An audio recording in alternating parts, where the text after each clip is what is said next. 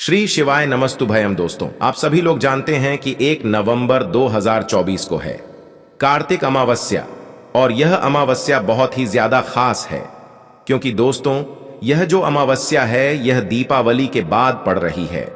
और दोस्तों, अमावस्या के दिन का महत्व भी बहुत ही ज्यादा बड़ा होता है और पंडित जी द्वारा बताया गया अमावस्या का एक सबसे बड़ा उपाय है जो कि घर में परिवार में से किसी एक सदस्य को जरूर करना चाहिए। जिस उपाय को करने से दोस्तों, अगर आपके घर में किसी भी प्रकार की दुख या परेशानी चल रही है या कोई व्यक्ति बीमार है या आपके घर में धन की बहुत ज्यादा समस्या चल रही है या आपके घर में लड़ाई झगड़ा मतलब चलता ही चलता रहता है, तो भाई किसी भी प्रकार की अगर दुख या परेशानी आपके घर परिवार में आ रही है तो भाई आप लोगों को यह वाला उपाय अमावस्या के दिन जरूर करना चाहिए क्योंकि इस एक उपाय को करने से आपकी सभी प्रकार की दुख और परेशानियां दूर हो जाती हैं।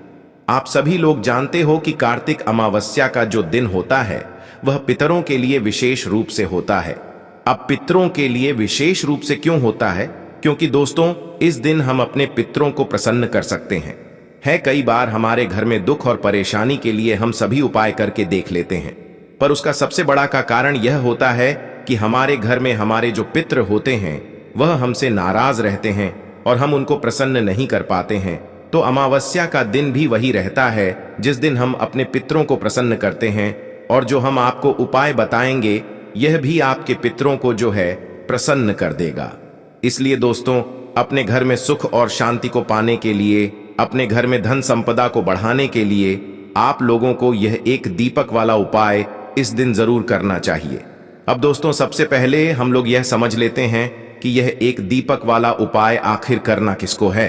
तो देखिए, यह वाला जो उपाय है यह घर में सभी लोगों को करने की जरूरत नहीं है।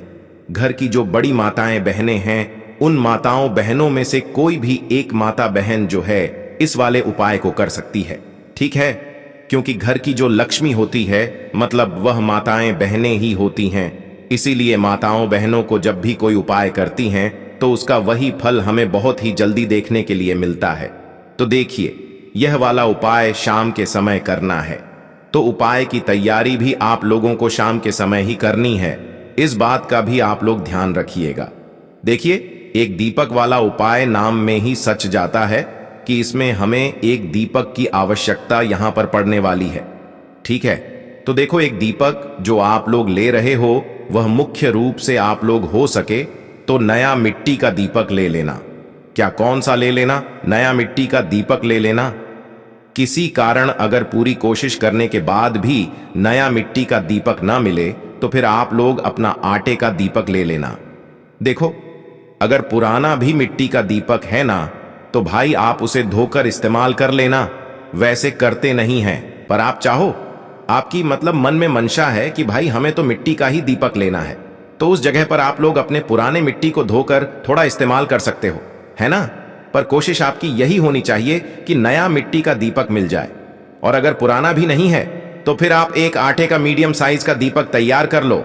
जो आटा आप लोग इस दीपक को बनाने के लिए गोगे, उस आटे के अंदर आप ना नमक ना कुछ चीज नहीं डालोगे, मात्र सादा आटा लेकर उसके अंदर पानी डालकर उसको गूंद लोगे और उस आटे से एक मीडियम साइज का दीपक बना लोगे। मीडियम साइज कहने का मतलब है कि वह दीपक ना ज्यादा बड़ा हो ना ज्यादा छोटा हो। मीडियम साइज का दीपक आप लोगों को बनाकर तैयार कर लेना है ना। देखो दोस्तों, दीपक तो हमने यहां पर बनाकर तैयार कर लिया। अब सबसे बड़ी और महत्वपूर्ण चीज आती है कि इसके अंदर हम बत्ती कौन सी लगाएंगे। देखो, यहां पर बहुत सारे लोग गलती कर जाते हैं। वह सोचते हैं कि भाई जो हमारे पितृ हैं उनके लिए हम गोल बत्ती लगाएंगे, पर नहीं दोस्तों, हमेशा पितरों के लिए विशेष रूप से लंबी बत्ती लगाई जाती है। कौन सी बत्ती लगाई जाती है? लंबी बत्ती। ध्यान रखना, इस चीज को हमेशा ध्यान रखना। जब भी आप कोई दीपक लगा रहे हो, वह आपके पितरों के लिए लगा रहे हो, तो समझना कि उसमें हमेशा लंबी बत्ती रखेगी। अगर गोल बत्ती रख रहे हो तो वह दीपक आपके पितरों को लगेगा ही नहीं है ना। तो इसीलिए इस दीपक के लिए हम एक लंबी बत्ती तैयार करेंगे। जो लंबी बत्ती आप तैयार करोगे वो कोशिश करना आपके घर में जो रोई रखी हुई हो, उस रोई से जो है आप अपने हाथों से लंबी पत्ती बनाओ। बाजार की बनी हुई भी ले सकते हो, पर कोशिश करो कि अपने हाथों से ही उपाय करो, पूर्ण रूप से है ना। तो अपने हाथों से बनी हुई एक बत्ती उस दीपक के अंदर रख देना ना अब रखने के बाद इसके अंदर क्या चीज डालोगे जिससे यह दीपक जलेगा। तो देखो, मुख्य रूप से शुद्ध देसी गाय का घी। देखो, पित्तों को प्रसन्न करना है तो भाई शुद्ध देसी गाय का घी ही आप लोगों को डालना पड़ेगा। हम वैसे भी आपसे हमेशा बोलते हैं कि भा थोड़ा सा शुद्ध देसी गाय का घी अपने घर में हमेशा रखा करो, क्योंकि इस घी को रखने से घर में बरकत आती है, सुख शांति आती है, धन समृद्धि बढ़ती है ना। और यही कि हमें भगवान शिव जी के पूजन कार्यों में भी आ जाता है, साथ ही में उपाय को करने में भी इस्तेमाल में आ जाता है। बस यह बात है कि भाई जो शुद्ध देशिका का घी है वो असली होना चाहिए। थोड़ा सा ढूंढने में आपको मेहनत लगेगी, थोड़ा ये घी महंगा भी मिलेगा, पर दोस्तों यही वाला उपाय आप लोग अपने कामों में, पूजन वाले विशेष कार्यों में जो है आप लोग लिया करो, ठीक है ना। तो इसमें भैंस का घी आप लोग डालना, ना बाजार का मिला बेटी घी डालना, वरना फिर उपाय सही तरीके से काम नहीं करेगा, है ना। तो शुद्ध देसी गाय का घी लेकर आप लोगों को उस दीपक के अंदर डाल देना है। इतना घी डाल देना कि भाई वह दीपक जो है कुछ देर तक जल सके, और लंबी बत्ती ही उसके अंदर रखना है, गोल बत्ती मत रखना। ध्यान से सुन लीजिए, आप लोग हैं ना, लंबी बत्ती रखकर घी डालकर आप इस दीपक को तैयार कर लीजिएगा। अब शाम का समय जैसे ही होता है, जिस समय आप लोग अपना यह वाला उपाय कर रहे हो भाई, उस समय अपने इस उपाय को करने की पूरी तैयारी करके बैठ जाना। आप यह उपाय 6 से 7 तो के बीच में कर रहे हो, चाहे 7 से 8 के बीच में कर रहे हो, पर कर जरूर लेना है ना। करना क्या है, देखो इस दीपक को सबसे पहले तो आप लोग तैयार कर लो, ठीक है। कर लिया, इसे एक प्लेट या पूजन वाली थाली या किसी पात्र में रख लो, है ना। तो भाई आप इसे किसी भी पूजने वाली थाली में इस दीपक को अच्छे से तैयार करके रख लो, है ना। रख लिया आप लोगों ने। अब रखने के बाद दोस्तों हो सके तो यह दीपक हम जहां पर भी रखने वाले हैं वहां पर रखने के लिए कुछ चावल के दाने रख लो, या तो कुछ फूल की पंखुड़ियां रख लो, क्योंकि दीपक सीता हम जमीन पर नहीं रख सकते। पहले वह उस जगह पर हमें या तो कुछ चावल के दाने रखनी चाहिए या कुछ फूल की पंखुड़ियां रखनी चाहिए, है ना। तो यह आपके ऊपर है, आप चाहो तो अपने साथ में थोड़े बहुत रख सकते हो, है ना। उसके बाद में दोस्तों इस दीपक को जलाने के लिए, क्योंकि ये दीपक हम घर से जलाकर नहीं लेकर जाएंगे, ये दीपक हम वहीं पर जाकर जलाएंगे जहां पर हमें इस दीपक को रखना है। तो क्या करना है, सबसे पहले आप लोगों को अपने साथ में अपनी माचिस रखना है। माचिस बिल्कुल भी लेकर मतलब ध्यान से लेकर जाना। अगर भूल गए माचिस और आपने इस उपाय को करने के लिए किसी और से माचिस ले ली, तो ये समझना कि भाई इस उपाय का फल उस व्यक्ति को भी मिल जाएगा, उस व्यक्ति के घर परिवार को भी मिल जाएगा। तो इसीलिए दोस्तों अपने घर से अपनी माचिस लेकर जाना, ठीक है। और अगर आपको पुण्य कमाना हो ना, तो मंदिर में जाकर या किसी भी जगह अगर कोई पूजन कर रहा है तो उसे अपनी माचिस दे देना, उसकी पूजन का फल आपको भी मिल जाएगा, क्योंकि यह पुण्य का काम होता है। इसीलिए बस हम आपको बातें बता रहे हैं कि आप अपने घर से अपनी माच से लेकर जाएं, भूल कर ना जाएं।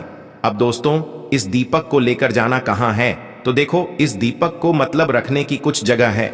मतलब यह दीपक रखा आएगा एक ही जगह पर, जो आपके घर में पास, जो आपके घर से पास में पड़े, जो जगह आपको वहां पर रखना है। देखो सबसे पहली चीज तो मुख्य रूप से आपको इस दीपक को किसी भी पवित्र नदी के पास लेकर जाना है। अगर आपके घर के आसपास कोई भी पवित्र नदी है ना, पवित्र नदी का घाट, क्योंकि इस दीपक को हमें जल के अंदर प्रवाहित नहीं करना है, वहां पर जाकर घाट पर जाकर जलाना है ना। तो भाई क्या करना है आप लोगों को कि अपने घर के पास में अगर कोई नदी है, पवित्र नदी है, या कोई बावड़ी है ना, मतलब कुआं या कोई तालाब है ना, या कोई सरोवर है, तो भाई वहां पर आप लोगों को जाना है। सब जगह पर नहीं जाना है, जो जगह आपके घर से पास में हो। मुख्य रूप से आप नदी, इस पवित्र नदी के पास में जाना है। वो ना हो तो भाई फिर किसी कुएं के पास में जाओ, बावड़ी के पास में जाओ, वो भी ना हो तो फिर किसी तालाब के पास जाओ, वो भी ना हो तो किसी सरोवर के पास जाओ, ठीक है, पर जाना जरूर है। अब जैसे ही आप लोग किसी भी पवित्र नदी के घाट पर पहुंच जाते हो या किसी भी जगह पहुंच जाते हो, जल के अंदर इस दीपक को नहीं जलाना है। उस जगह के पास में एक अच्छा सा घाट देख लेना है, मतलब एक अच्छी सी जगह देख लेना। नदी है तो भाई नदी के पास में एक अच्छी सी जगह देख लेना है। तालाब, सरोवर है, उसके पास में एक अच्छी सी जगह देख लो। कुआं है तो कुएं के पास तो आपको करना क्या है इस दीपक को उस जगह पर रखना है जहां पर आप लोग जो है मतलब इस दीपक को रखने वाले हो, मतलब अभी सीधा वहां पर मत रखना। अपनी जो पूजन वाली थाली जिसके अंदर आप लोग अपना यह दीपक रख के लाए हुए हो, यहीं की यहीं पहले इस दीपक को जला लो। ठीक है, दीपक जो है वह एक जगह से ही जलेगा, क्योंकि एक बत्ती का दीपक है तो एक जगह से आप इस दीपक को जला लो अपनी माचिस से। जैसे ही दीपक जल जाता है, इस दीपक को अपने सीधे हाथ के थली से उठा लो। जहां पर रखने वाले उस दीपक को, वहां पर पहले कुछ चावल के दाने या तो कुछ फूल की पंखुड़ियां रख दो, ताकि इस उपाय का फल आप लोगों को पूर्ण रूप से मिल जाए। है ना, तो आपको करना क्या है कि सबसे पहले आप जिस स्थान पर बैठे हो, नदी, बांव या तालाब के घाट पर जहां पर बैठे हुए हो, घाट पर एक अच्छी जगह पर, तो भाई जहां पर आप लोग या एक अच्छी जगह पर दीपक रखने वाले हो, जहां पर भी बैठे हो, वहां पर आप सबसे पहले दक्षिण दिशा देख लेना एक इस उपाय को करने का। यह भी बहुत विशेष और महत्वपूर्ण बात है कि भाई ये जो दीपक है ये दक्षिण बाती का मुख करके रखा आता है, इसलिए अपने साथ में अपना मोबाइल ले जाना या किसी से पता कर लेना कि दक्षिण दिशा किस तरफ है। आप जहां पर भी बैठे हुए हो उस तरफ दक्षिण दिशा किस तरफ पड़ रही है। ठीक है, या तो अपने मोबाइल में देख लेना कि भाई दक्षिण दिशा इस तरफ पड़ रही है, तो आपको क्या करना है, जो दीपक आपने जलाया है वह दीपक की बत्ती जिस तरफ से जल रही है, भाई बत्ती जो है वह दक्षिण दिशा की तरफ होनी चाहिए। मतलब जलती हुई बत्ती का मुख आप लोगों को दक्षिण दिशा की तरफ करके रखना है, इस बात का ध्यान रखना। ठीक है, तो जो दीपक आपने तैयार किया है, जिस दीपक को अभी जलाया, उस बत्ती का मुख आपको दक्षिण दिशा की तरफ करके उसी नदी, बावड़ या तालाब के घाट पर रख देना है। ठीक है, दक्षिण बाती का मुख जरूर होना चाहिए, तभी आपके पितरों के लिए होगा और तभी आपके पितर आपसे प्रसन्न होंगे। ठीक है, तो इस दीपक को दक्षिण बाती का मुख करके अपने पितरों का नाम लेते हुए, पितरों का स्मरण करते हुए, भगवान शिव जी का नाम लेते हुए इस दीपक को आप लोग नदी, बावड़ या तालाब के घाट पर रख दो और रखने के बाद भगवान से प्रार्थना करो, अपने पितरों से प्रार्थना करो कि आपके जीवन में जो भी दुख और परेशानी आ रही है वह दूर हो और आपके ऊपर वह अपना आशीर्वाद सदैव बनाए रखें। ठीक है, ऐसी आपको जो है उनसे प्रार्थना करनी है, अपने पितरों से भी प्रार्थना करनी है, भगवान शिव जी से भी प्रार्थना करनी है और प्रार्थना करके आप सीधा अपने घर पर आ सकते हैं। इसके बाद में कुछ ही दिनों के अंदर आपके घर में सब कुछ ठीक होना शुरू हो जाएगा। अब दोस्तों यहां पर यह प्रश्न भी जरूर आएंगे कि भाई अगर हमारे घर के पास में नदी, बावड़ या तालाब नहीं है तो फिर हम उस जगह पर क्या करें? तो देखो, उस स्थान पर आपने पूरी कोशिश करी, नदी, बावड़ या तालाब नहीं है, तो फिर उस जगह पर अगर आप लोगों के घर के पास में कोई भी बेलपत्र का पेड़ है तो भाई उस बेलपत्र के पेड़ के नीचे जाकर भी आप इस दीपक को रख सकते हो। ठीक है, विधि पूरी यही रहेगी जो कि हमने आपको बताई है। बस अगर नदी, बावड़ या तालाब नहीं है तो किसी भी अपने घर के पास में जो भी बेलपत्री का पेड़ हो वहां पर जाना और दक्षिण दिशा देखना, दक्षिण बाती का मुख करके इस दीपक को रख देना, भगवान से प्रार्थना करना, अपने पितरों से प्रार्थना करना और इस दीपक को रख देना। बेलपति का भी ना हो तो पीपल के नीचे रख सकते हो, पीपल के भी ना हो तो आंवले के नीचे रख सकते हो। ठीक है, और आंवले का भी ना हो तो शमी के वृक्ष के नीचे रख सकते हो। ये सभी वृक्ष बड़े होने चाहिए, किसी भी एक वृक्ष के नीचे रखना है, सभी के नीचे नहीं रखना है। ठीक है, बस जो जिस भी पेड़ के नीचे आप इस दीपक को रखने वाले हो, दक्षिण बाती का मुख करके अपने पितरों के लिए, तो भाई वह वृक्ष बड़ा होना चाहिए। बस इस बात का ध्यान रखना और भगवान से प्रार्थना कर लीजिए, दुख और समस्या को दूर करने की विनती कर लीजिए। तो दोस्तों, इसीलिए इस उपाय को बताया है ताकि सनातन धर्म के यह प्रयोग, यह उपाय सभी जगह फैल सके। इस वीडियो को आप ज्यादा से ज्यादा लोगों तक शेयर कीजिए ताकि उन सभी को इसका पूरा फल प्राप्त हो सके। और अगर आपको यह वीडियो पसंद आई है तो वीडियो को लाइक कर दें, चैनल पर नए हैं तो चैनल को सब्सक्राइब जरूर करें ताकि सभी वीडियो आपको मिलती रहेंगी और आप हमारे चैनल में जाकर बाकी वीडियोस भी देख सकते हैं। और बस इतना ही आपसे आग्रह है कि सभी के साथ उपायों को शेयर करें, क्योंकि इस दुनिया में हर कोई किसी ना किसी परेशानी से परेशान जरूर है। शायद हमारी जरा सी मदद से उसका भाग्य जो है पूरी तरीके से बदल जाए। तो बस यही आप सभी से हाथ जोड़कर विनती है। मिलते हैं अगले वीडियो में। माता एवं बहनों, वीडियो को पूरा देखने के लिए धन्यवाद।